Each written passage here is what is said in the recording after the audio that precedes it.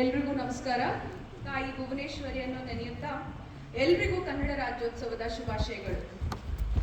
ನಮ್ಮ ಕನ್ನಡ ನಾಡಿನ ವೃಕ್ಷ ಮಾತೆ ಮಕ್ಕಳ ದಿನಾಚರಣೆ ಅಂದ್ರೆ ನಿನ್ನೆ ಅವರು ವಿಧಿವಶವಾದರು.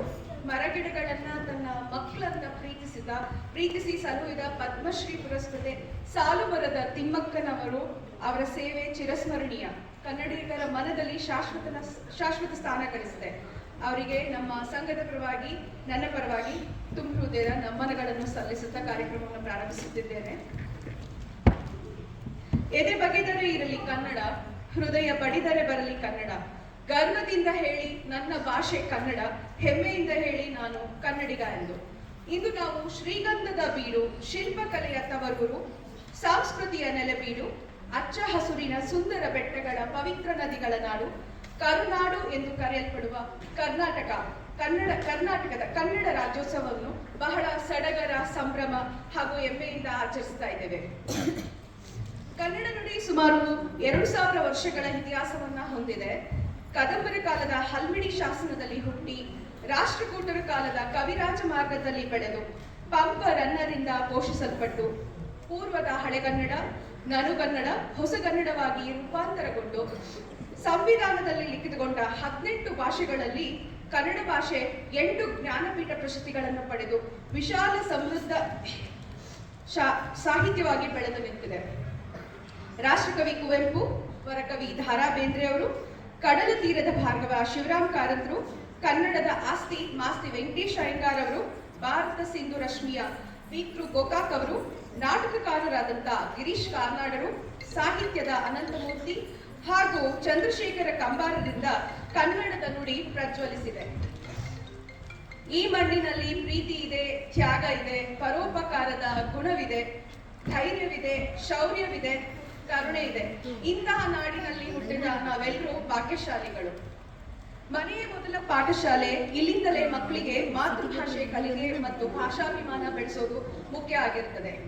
ಮಕ್ಕಳಿಗೆ ನಮ್ಮ ನಾಡು ನುಡಿಯ ಬಗ್ಗೆ ಹೆಮ್ಮೆ ಪಡುವಂತಹ ನಮ್ಮ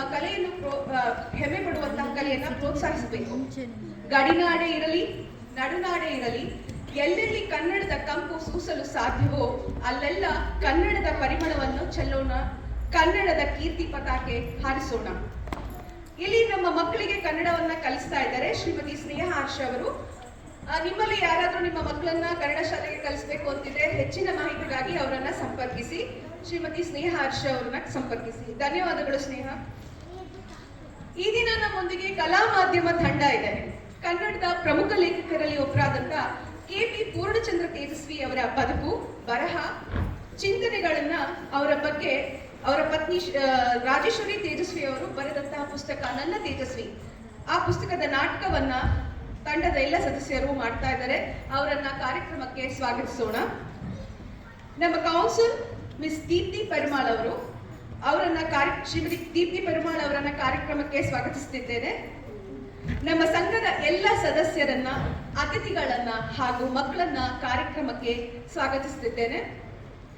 ಈ ಕಾರ್ಯಕ್ರಮವನ್ನ ಪ್ರಾಯೋಜನೆ ಮಾಡಿದವರು ನ್ಯೂ ಅಂಡ್ ಟೆಕ್ಸ್ಟೈಲ್ಸ್ ನ ಶ್ರೀ ಮೊಹಮ್ಮದ್ ನೂರ್ ಹಾಗೂ ಶ್ರೀಮತಿ ಕಮಲಾ ಲತಾ ಅವರು. ಶಾಂಘೈಲಿದ್ದಾರೆ ಇವರು ನನ್ನ ಸ್ನೇಹಿತರು.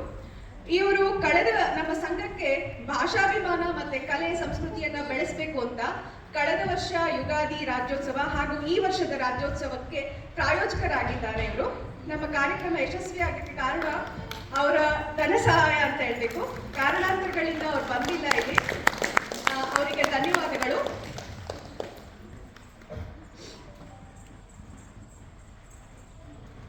ಎಲ್ಲರನ್ನ ಕಾರ್ಯಕ್ರಮಕ್ಕೆ ಮತ್ತೊಮ್ಮೆ ಸ್ವಾಗತ ಮಾಡುತ್ತಾ, ಕನ್ನಡವೇ ಸತ್ಯ, ಕನ್ನಡವೇ ನಿತ್ಯ, ಸಿರಿಗನ್ನಡಂ ಗೆಲ್ಗೆ, ಸಿರಿಗನ್ನಡಂ ಪಾಲ್ಗೆ. ಜೈ ಭುವನೇಶ್ವರಿ, ಜೈ ಕರ್ನಾಟಕ. ಧನ್ಯವಾದಗಳು.